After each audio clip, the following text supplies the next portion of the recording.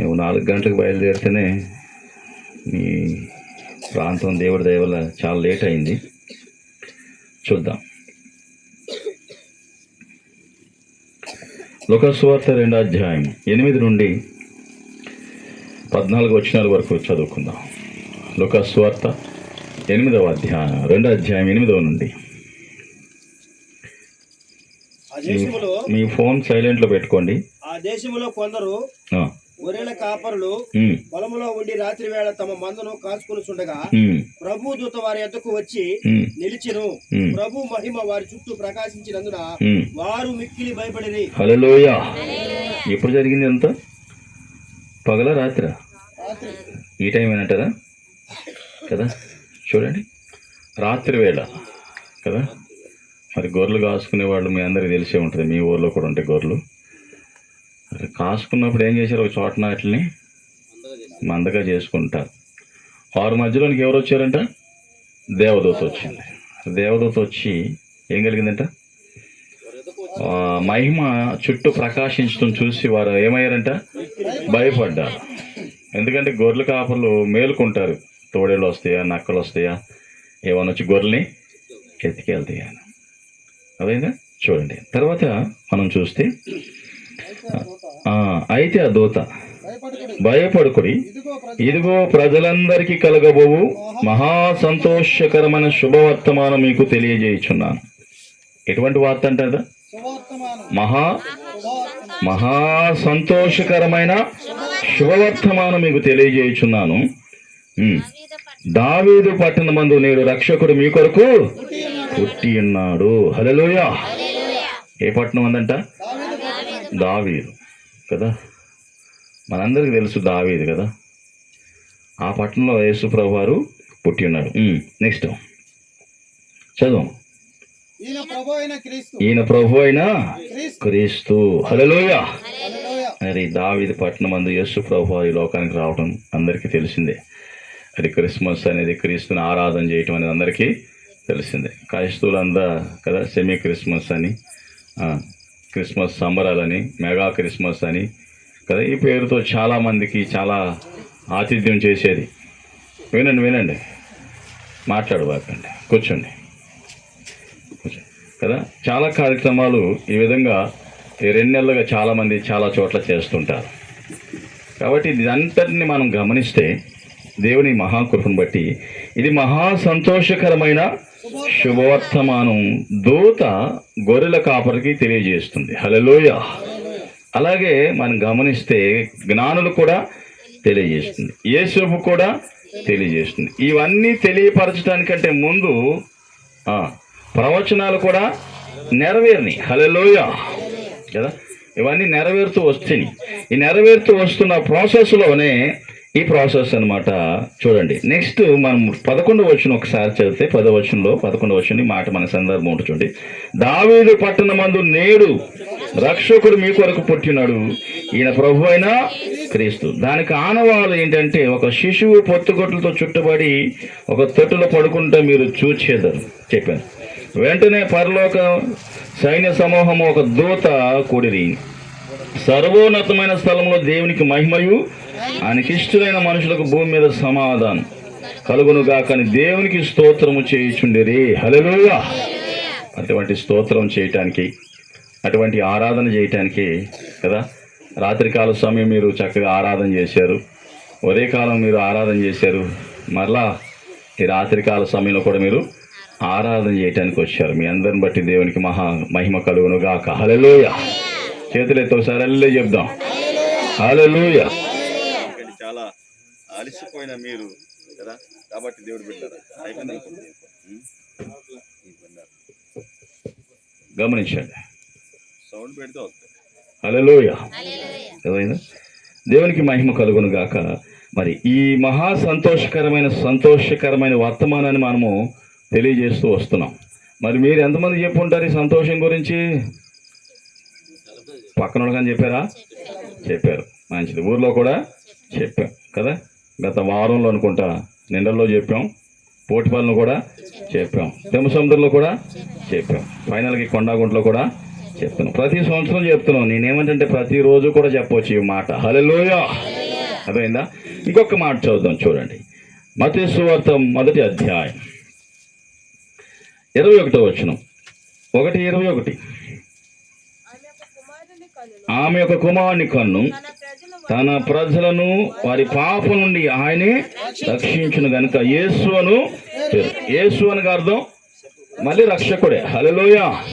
రక్షకుడు దేని నుండి రక్షిస్తాడంట? పాపము. హల్లెలూయా. ఇప్పుడు చేసేది అది పాపమో పుణ్యమో కొంతమందికి తెలియట్లా. చేసిన తర్వాత ఫలితం వచ్చిన తర్వాత, నష్టం వచ్చిన తర్వాత ఏదో చిన్న పాపం చేసుంటాను అని అనిపిస్తుంది, అంతే. అర్థమవుతుందా?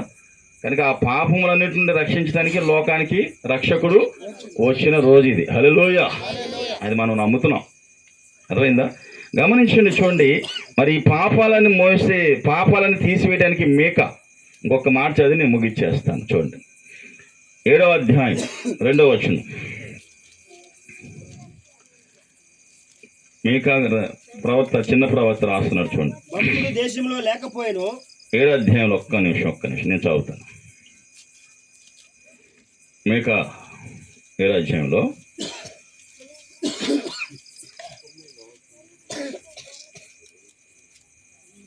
5వ అధ్యాయం 2వ వచనంలో, బెత్లెహేమా ఎఫ్రాతా, యోధావారి కుటుంబములో నీవు స్వల్పమైన ఆయనను, నా కొరకు ఇశ్రాయేలుని ఏలబోవాడు నీలో నుండి వచ్చును. పురాతన కాలము మొదలుకొని శాశ్వత కాలం వరకు ఆయన ప్రత్యక్షమైన. ఎప్పుడు దాకంట? మరి క్రీస్తు పుట్టుక ద్వారానే క్రీస్తు శకం అనేది, క్రీస్తు పూర్వం అనేది ఏర్పడింది. కనుక మరి ఇవన్నీ మనలో సీఎం రేవంత్ గారు చెప్తారు కదా, తెలంగాణ ముఖ్యమంత్రి, మన ఆంధ్ర ముఖ్యమంత్రి కూడా చెప్తారు. కానీ పాటించే విషయానికి వచ్చేపాటికి తేడా కదా, మనం అన్యమతస్తులని పేరు పెడతారు కదా. కాబట్టి ఏదేమైనా దేవునికి స్తోత్రం. హల్లెలూయా. నిజం అనేది నిలకడ మీద తెలుస్తుంది. నిజం అనేది కొద్దిగా నిదానంగా తెలుస్తుంది. అప్పుడు దాకా మనం ఏం చేయాలి? ఓపిక పట్టి ఎదురు చూడాలి. అర్థమైందా? మళ్ళీ మనకి క్రిస్మస్ రావాలంటే ఎప్పుడు వస్తుంది? రేపు వారం రాదా? రేపు వారం రాదా కదా? మళ్ళీ సంవత్సరం పడద్ది. హల్లెలూయా కదా. పోయిన సంవత్సరం చర్చిలో సరిపోలేదని కదా కదా, పెద్దోళ్ళ మాట గెలిచిందా, పిల్లల మాట గెలిచిందా? గెలిపించారని చెప్పాలి. హల్లెలూయా. తండ్రులు ఉంటే కదా పిల్లలు వస్తారు కదా. మరి మీ సమయాన్ని నేను వృధా చేయను, కానీ మీరు చక్కగా పాటలు పాడాలి, డ్యాన్స్ చేయాలన్నది కాబట్టి ఇంకొక మాట లైన్ చదివి మనం ఇంకేం చేయాలి, నెక్స్ట్ ఫ్యూచర్ అనేది చెప్తాం. చూడండి, ఆ మాట చదవండి.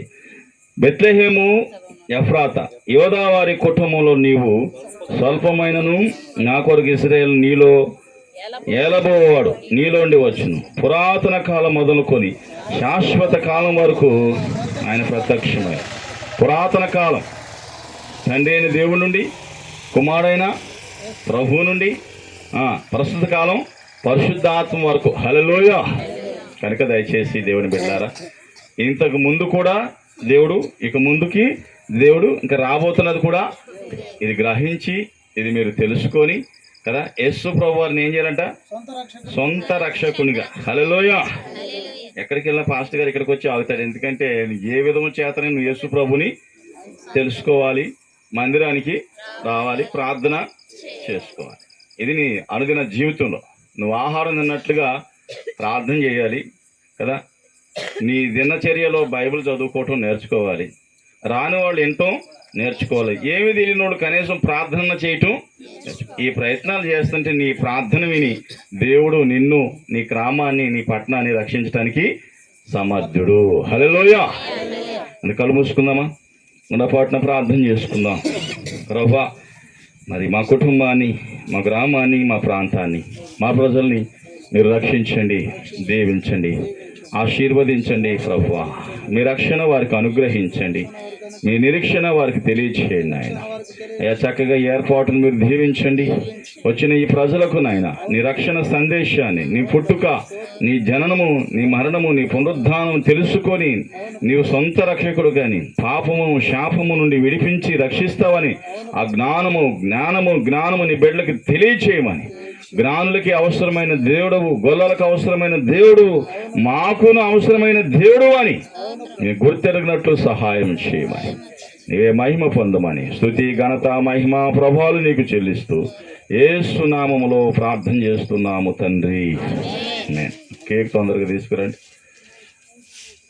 అందులో లేచిన పడతాం.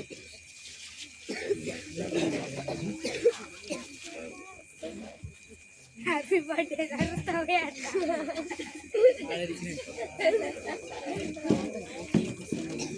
కేక్ పట్టు.